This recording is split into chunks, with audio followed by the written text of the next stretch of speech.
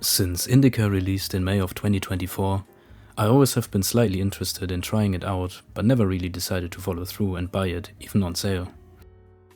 But when the game joined PlayStation's subscription service, I decided to sit down for an afternoon and give it a try, and after finishing my playthrough, I still have some mixed feelings about my experience. But first things first, Indika has been developed by Oddmeter, a developer with between 11 to 50 employees according to their LinkedIn page, split between Almaty in Kazakhstan and Barcelona in Spain. They were founded in 2017 by Dmitry Svetlov, who leads the team till this day. The studio, despite their short history, produced experiences that generated positive responses, with their only other game being the medieval bow shooter Sacrilith: The Archer's Tale, with 84% positive reviews on Steam. And according to their website, they are currently working on their next title that hasn't been revealed yet. Indika itself, accordingly, has started development between 2018 and 20 as an idea to create an art house game that explores mature themes. The game is set in 19th century Russia and follows the story of a 15-year-old nun named Indika. From a presentation standpoint, while the graphics themselves are not quite up to date, the game does a good job creating an uncomfortable atmosphere, with contrasts between snowy landscapes and gigantic factory buildings or massive concrete structures that occasionally become distorted as well. But my absolute favorite thing was when the scene switched to 2D 16-bit style graphics, because those really looked charming. Anyway, the atmosphere is underlined by a fitting sound design and soundtrack that on multiple occasions sadly bugged out on me, which caused Indika's voice to be louder than anything else. Other than that, the voice actors themselves actually did a fantastic job, especially the narrator and Indika herself. So shout out to Isabella Inchbold and Silas Carson. On the gameplay side, Indika is divided into 3 parts: the riddles, the exploration, and once again my favorite, the 2D minigames. The riddles, while not actually being repetitive, which would be quite terrible considering the game's length, always followed the idea to move an object to overcome an obstacle and are always pretty straightforward. The exploration is also nothing too special, as you can only find collectibles or little shrines to pray at that grant you points that can grant you upgrades. But those upgrades actually have no purpose, as there is no ability to be upgraded and all upgrades just grant more points anyway. In the 2D sections, you will take part in a different minigame every time, and those are actually fun and challenging. They reach from classic 2D jump and run sections to a Pac-Man style maze you're only able to leave after collecting all coins. And besides a button to climb, to pick up and drop items, to sprint, which is used in a few chase sequences, to pray, and to light a lantern and a short driving section, this is pretty much everything when it comes to gameplay in Indika. Now before we come to the story section, I want to give you the chance to skip to the timestamp shown on the screen right now, or just use the chapter timestamps in the description. With that out of the way, the game begins with the main character falling down a pit in a 2D retro-style screen where you have to collect a few coins in a row to advance. After that, the scene switches to the insides of a church, where our protagonist is sent to get some vegetables for another nun.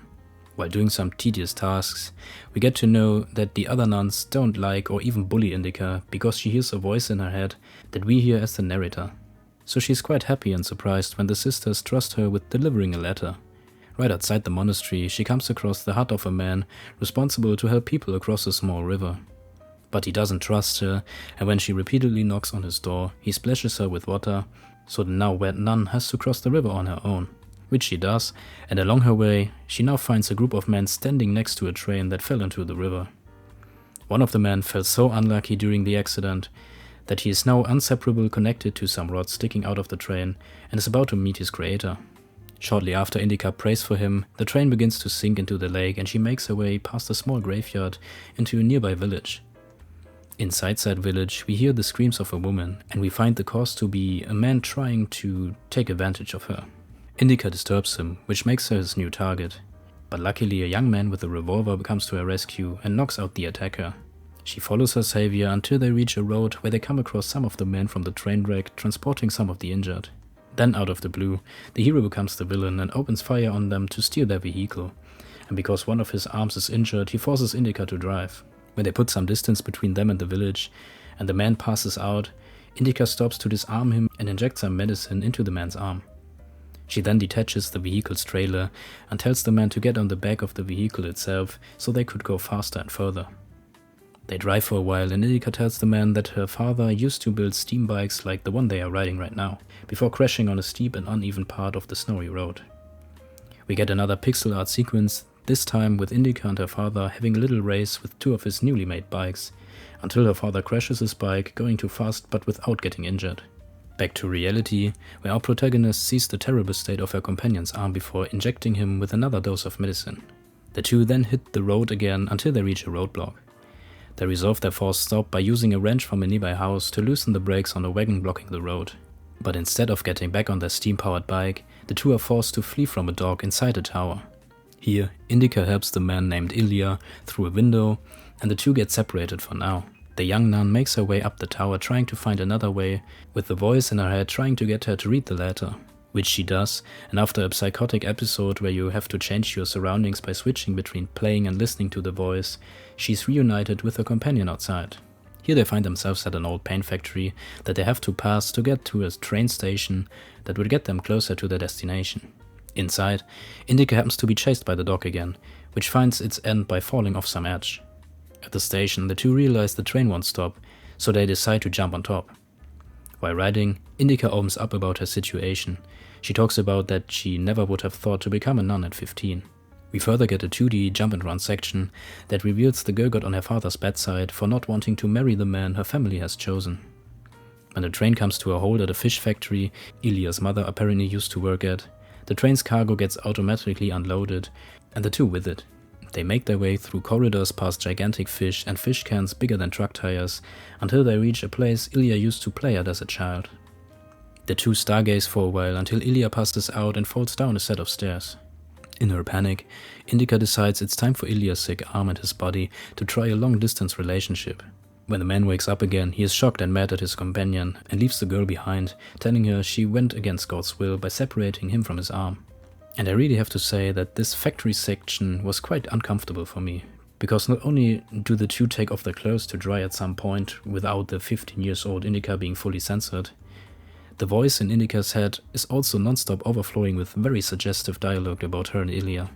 Anyway, outside the factory we can finally see our destination, a cathedral that supposedly has a wonder of Christianity inside.